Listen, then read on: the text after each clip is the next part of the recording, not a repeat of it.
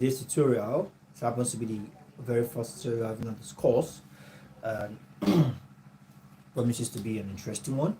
All right. With this being said, let's hop straight into it.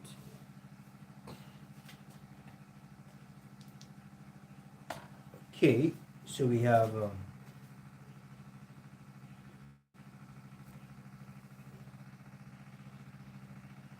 okay, so we have EDU112, EDU112, and we'll be looking at the concept of learning. Okay, just a moment. I think I need to.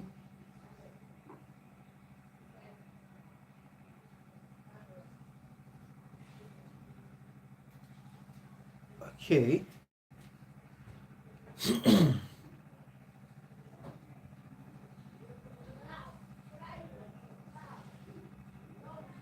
All right. Well, we're taking our bearing from professionalism. Professionalism. All right. Taking our bearing from professionalism. Now, when we talk about professionalism, what are we talking about? Okay. Now, the course EDU112, all right, is one of the majors for students in the Department of Business Education, all right, and basically, okay, basically it's all about, all right, teaching, all right. So professionalism will be considering on the field in the field of teaching, all right. But before we get there, let's look at what I call, all right, education. All right, let's take our bearing from education as a promotion of learning. All right, education as a promotion of learning.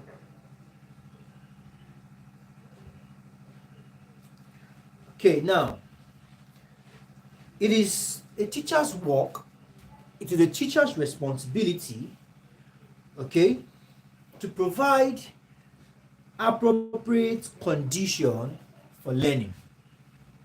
All right, I'm taking our bearing from education as a promotion of learning.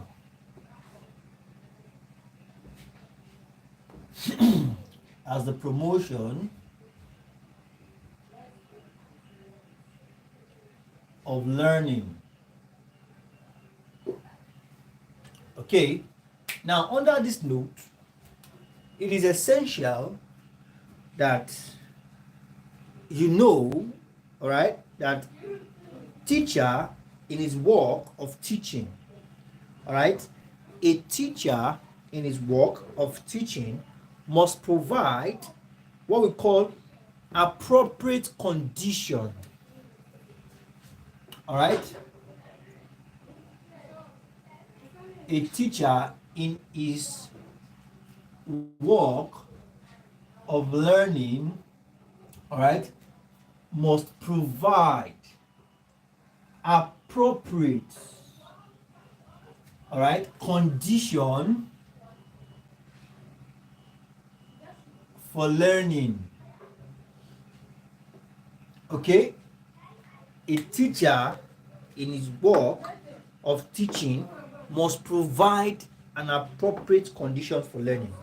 Now, teaching as helping other, all right, people to learn.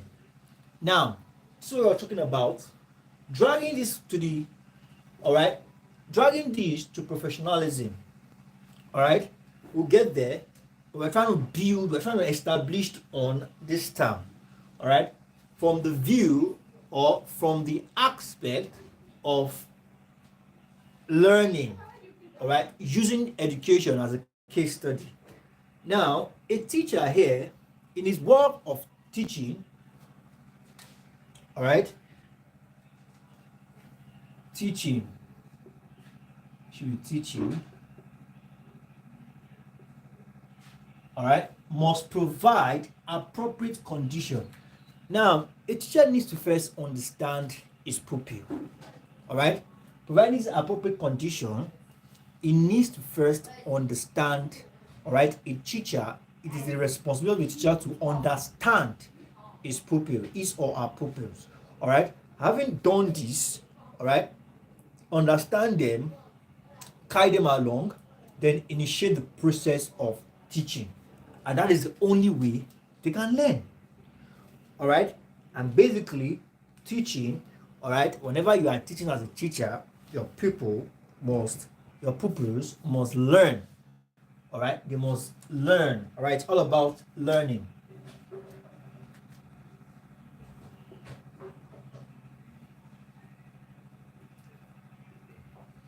Teaching as helping others to learn. Okay. Now we can also see teaching, all right. You can see it as, all right, the art of impacting knowledge, all right. The art of impacting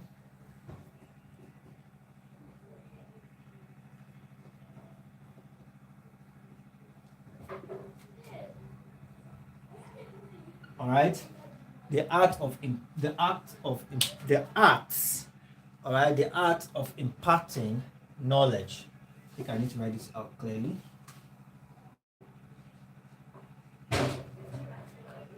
Okay. Now, knowing what to teach the learner and ways of impacting the knowledge is the most effective what? All right, in the most effective way. Now, it's not good enough to know what to teach.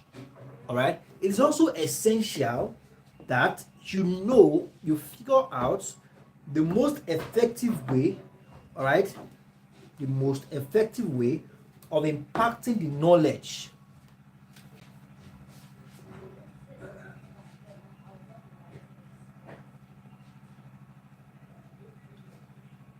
All right, and the most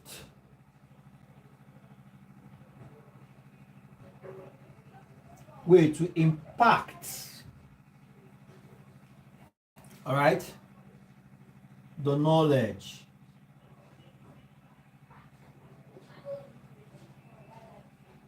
All right, the most effective way to impact this knowledge. Okay, so we have that as that. Now,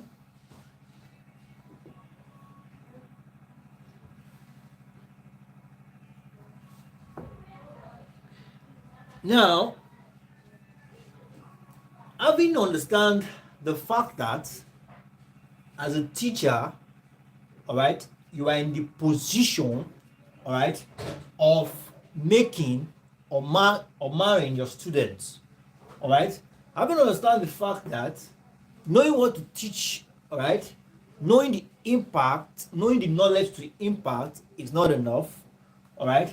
As a teacher, you also need to figure out, all right, you need to know how best, all right, the most effective way to impact this knowledge, all right, that your students will be able to learn and benefit from it. Therefore, in the process of learning, all right, there is one thing we call interaction. All right, interaction occurs during the process of learning. All right, interaction, meaning that the learner and the all right, so interaction now involves three things. We have the teacher, all right, the learner, and the material. these three things cannot be overemphasized when it comes to, all right, learning.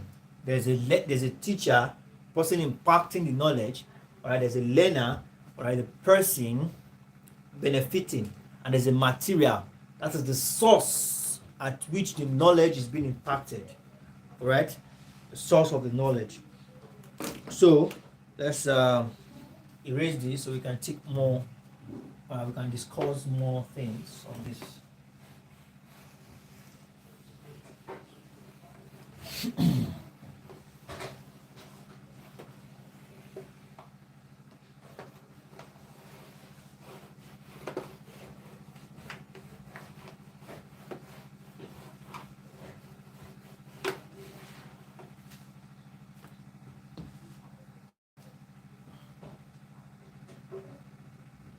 Now, between the teacher, the learner, and the material, all right, there's something called a triangular interaction, all right, whereby if anything falls out of place, if anything falls out of line, it will affect the other end, all right. It's called a triangular interaction, all right, having the teacher, all right, at the top, all right, then we have the learner, all right, and we have the material, all right. So these three things are very important during the process of learning, all right. This is the person impacting the knowledge, all right, and this person is using this material, all right, to impact, all right.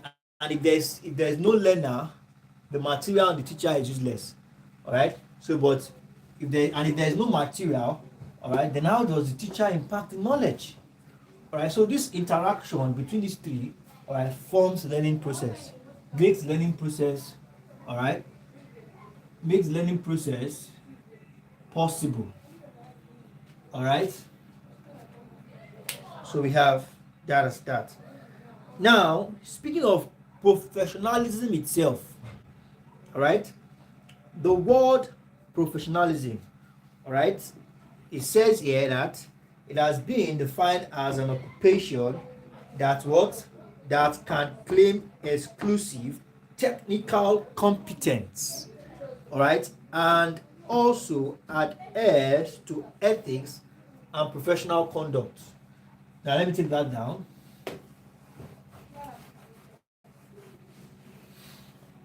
Okay, an occupation,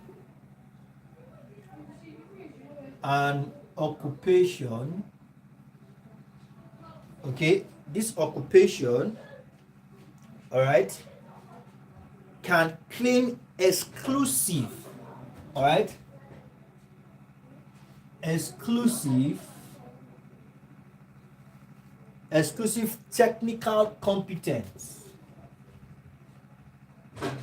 all right, exclusive technical competence, okay, all right, and at S, all right, at S,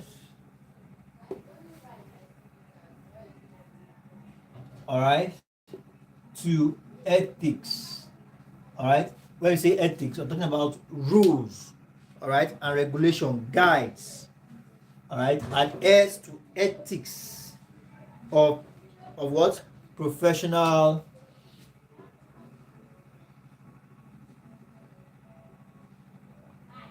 conduct. Now, when we say professionalism, all right, it is tied to a particular field, all right, it is tied to a particular field, a particular occupation, all right, and this occupation, all right, has its exclusiveness, all right, exclusive technical competence, all right. There's something we call exclusive. Now, this technical competence, let's underline technical competence, all right. Now, this simply means that under the field, under this field, all right. Let's use health, all right, all right. You know, under in this field, all right, this field we have neuro, all right, surgeon, all right. We have neurosurgeon, all right. We have let's use psychotherapists,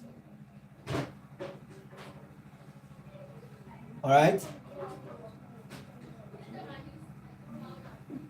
all right, psychotherapists, all right. What again? So okay, now let's just use these two. Now these two are doctors, all right. They are doctors. They are both in this industry, all right. Health, all right. They both are referred to as doctors, but the technical competence of a neurosurgeon cannot be compared to a psychotherapist, all right. It cannot be compared to a psychotherapist. Now this is because this man here, anything that has to do with the brain, all right, operation, even though they are close, all right, but here this man is particular about operating, all right, surgical operations that has to do with the brain. So his technical competence is he can be the boss. You know, this an individual here is the boss when it comes to neurosurgical field, is the boss. But with all his expertise, all right, and with all right, his technical know-how, it might be a waste of time here. Why? Because of what we call technical competence. Okay, let's use an example of an engineer now. All right, no, let's even use on a lighter mood. Let's use football as example. All right, now let's take an example of a goalkeeper. All right, a goalkeeper, all right, and a striker. Now these two individuals, they have their technical competence, all right, on the same field, in the same team, all right. You see this man here is good at what he does, and what does he do is to save, all right, save the goal, all right. And here this man is to score, all right, score a goal, and here this one is to save, all right. So what he is good at, this man is terrible at it. What this man is terrible at, another person is good at it, and it's because of what we refer to as technical competence that is exclusive, all right, to a particular occupation, all right. So even at that, this man here, the goalkeeper, there are certain rules and regulations that bind the goalkeeper, all right, that is not applicable on the striker, all right. As a goalkeeper, there is a limit to where you can use your hand to get the ball, all right. There's a limit to it, and you as a striker, you don't even dare use your hand at all at any point. Maybe strikers don't even throw. They don't allow them to do the throwing. I think the wingers does, all right. So as a striker, maybe in a red situation, you are allowed to use your hand to throw the ball. But now that we say in essence that the ethics that binds, all right, the professional conduct that binds, even though they are in the same team and both play footballs, the professional ethics that bind the goalkeeper is different from that professional ethic that binds a striker, even though two of them are footballers, all right. So basically, that is what professionalism means, all right. When we say professionalism, all right, we have exclusive technical competence attached to certain ethics, all right, attached to certain rules and regulation, all right. So we have that as that. Now we also have once proof. Okay. Now, before you can say you're a professional of any field or a professional in any field, as a professional, all right, as a professional, you must have acquired special knowledge. All right, as a professional, you must have acquired special knowledge, all right, used either by instructing, guiding, or advising others to serve them in some art. All right, so basically, as a professional, you must use your knowledge, all right, to help solve problems, all right, to help solve problems and guide others. Basically, is what it is. All right, like I made an example of doctors. All right, even in the field of doctors, we still have doctors under doctors. All right, even as a lawyer. All right, not all lawyers, general name for everyone practicing, all right, is called a lawyer, but we have lawyers that deals in landed properties. All right, we have lawyers that deals with divorce, that specialize in taking cases on divorce. We have lawyers that deals on taking cases of juvenile and delinquents. All right, we have lawyers that deals different specializations, but they are still all referred to as lawyers. All right, just like we have engineers, we have architects, and we have quantity surveyors. All right, so we have that as that. Now, a true professional, all right, doctors, all right, lawyers, all right, and the likes. So, as a true professional, all right, you must possess the following characters. All right, knowledge acquired after a period of specialized intellectual study. All right, definitely as a professional, you must have acquired knowledge during a time of training. All right, the knowledge you possess as a professional must have been acquired in a particular time, whether by training or by series of essential practice. All right, we have controlled entry into now. Definitely, even at the fact that you've gone through series of trainings and the likes, all right, they are what we call rules. All right, they are what we call codes. All right, there are rules, there are codes of conduct. All right, there are regulations that guides, all right, how you compose and how you behave. All right, so that is it. Now, a strong professional organization,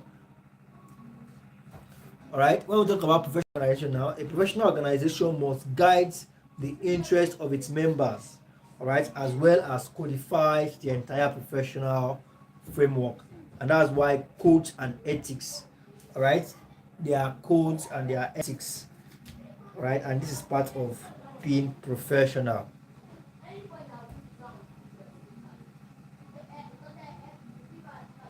Now look at this point. It says here that a professional must what? Possesses, all right, knowledge, required knowledge, all right, knowledge required to practice, required to practice. To practice is occupation. To be disheartening if a let me use an engineer for example. Maybe an engineer that fixes vehicle, or an engineer that constructs bridge. All right, to be very disheartening if such engineer, all right, he was awarded contract on constructing certain bridge, and unfortunately a certain bridge, and unfortunately he did, and the bridge collapsed. All right, it's a very disheartening thing. So that means that one thing that means is that professional, all right, hasn't acquired enough knowledge in his field of occupation. All right, so we have that as that.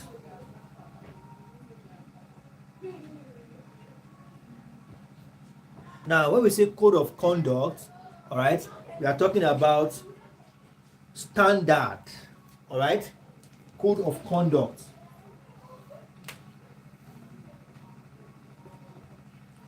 Code of conduct. All right, we are talking about standards.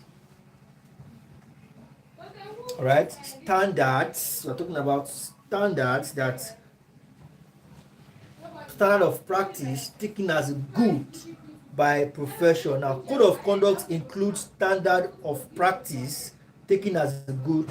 Now, standard of practice. Standard of practice. All right, code of conduct are referred to as standard of practice, meaning that this is the particular way you need to behave. All right, if you behave outside this, all right, then you are no longer a professional. All right, so as a professional, this is the standard you live by. All right, so it is not a mistake. You see lawyers putting on their black and whites whatever. All right, you see engineers using their pullovers and everything. You see bakers, all right, using their aprons. All right, it's not a mistake. It's a standard. It's one of the it's their code of conduct. All right, you see professionals behaving in a certain way are in line with their profession, so it is not a mistake. It's what we call the code of conduct. It's the standard of practice. Okay, so we have that as that. Okay, so sorry about that. Okay, so we are in Nigeria. All those things happening here and there. Okay, so we have I believe we can see the board. Okay, awesome. So now one of the basics, all right, one of the basic feature of a profession, all right, professional, you have the freedom to practice. All right, freedom to practice. All right, and one of the professional bodies we have in Nigeria is the NUT. All right, NUT is the Nigerian Union of Teachers, one of the professional bodies in Nigeria. NUT, which is the Nigerian Union of Teachers. Okay, so we have that as that. And now in our next class, we'll be talking about evolution, all right, the evolution of teaching, all right, how teaching emerged, all right, how it transcends, right, the evolution, the beginning, and how it had been since the inception. All right, so I think on this note, call it a wrap for today. So thank you very much, everyone. I look forward to seeing you all in subsequent class. Bye.